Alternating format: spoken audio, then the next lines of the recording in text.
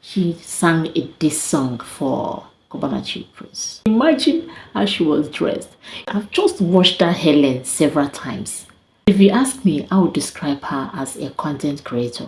If actually Pascal is the father of her child, I think she's using this medium to chase clouds, because she is constantly making videos and dragging Pascal Okechukwu. And if actually Pascal is her son's father, why drag him like that? As in, why drag him to that extent online? Pascal is a socialite and an entrepreneur. His baby mama, because this lady came out, was it in 2023, to claim that Cubana Chief Priest was his baby daddy, you understand, and was calling on Cubana Chief Priest to come and take his baby, okay, so come and do the right thing and take care of his baby. But ever since, Cubana Chief Priest has come several times to say that he is not the father of that child, but later he agreed to do the DNA test, and that DNA test is what they are on now. Okay, the lady was invited to Nigeria to come and do the DNA test, so that they will carry out the DNA test. According to the report, she was a kind of afraid of coming to Nigeria, because the kind of dragging this girl don't drag to Cubana Chief Priest there. Oh my goodness, it done too much. So she's afraid that maybe Cubana Chief Priest is trying to use that opportunity to do something to her, to capture her or to arrest her, because she had really done a lot of defamation of character, calling out Cubana Chief Priest. So recently, she sang this song for Cubana Chief Priest. And one thing she doesn't actually know is that Igbo men are proud men, especially Anambra men. They're very proud. Not in a bad way, in a good way, like in a normal way. You cannot get anything from an Igbo man by insulting him. Yeah, you cannot get an Igbo man to do anything by insulting him or by calling him names. You can only get an Igbo man to do something by following him with patience and even bowing and showing him respect, showing him honor and all that. Do you understand? So what I think she should have done is going through the people that can be able to talk to him, at least to do DNA test. Once he does the DNA test and the child is his, I'm very, very sure that he's not going to deny his own child. Right now, he is worth $23 million. Okay, so there's no how he will be that rich and his child will suffer. She should concentrate on getting Pascal to do DNA test too. As simple as that. Now coming to Peller, what happened to Peller?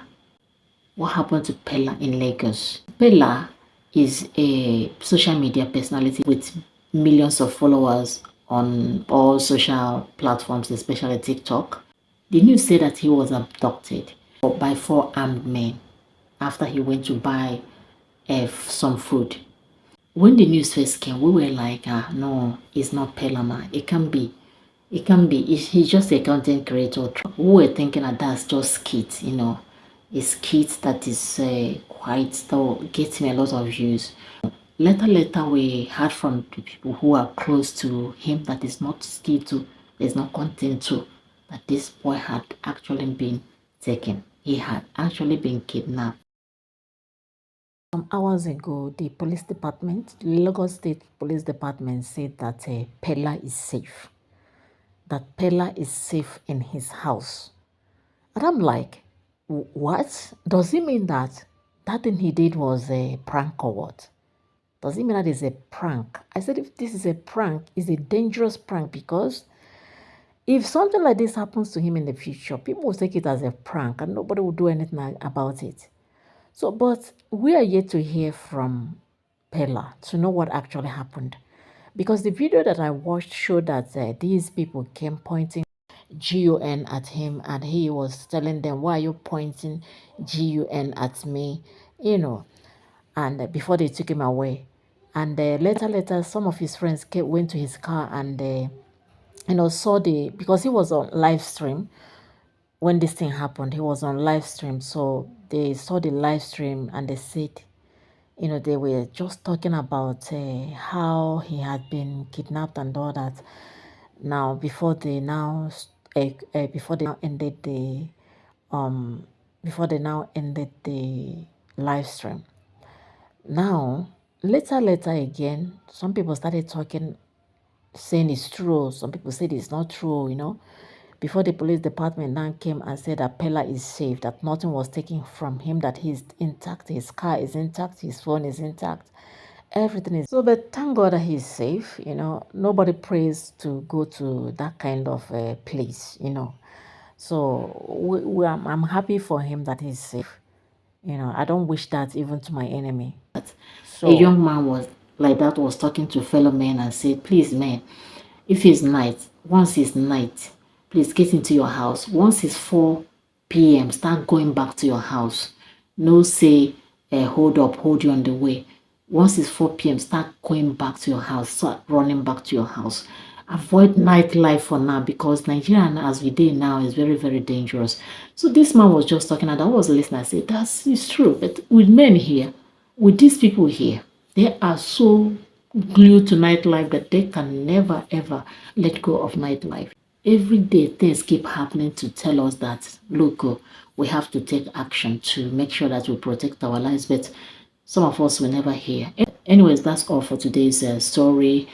I would like to hear your thoughts. Keep the conversation going in the comment section. My name is Florence Ifoma Ezekafo. Remember, every story has more than one side. Stay curious. Stay with Story Media. See you soon. Bye.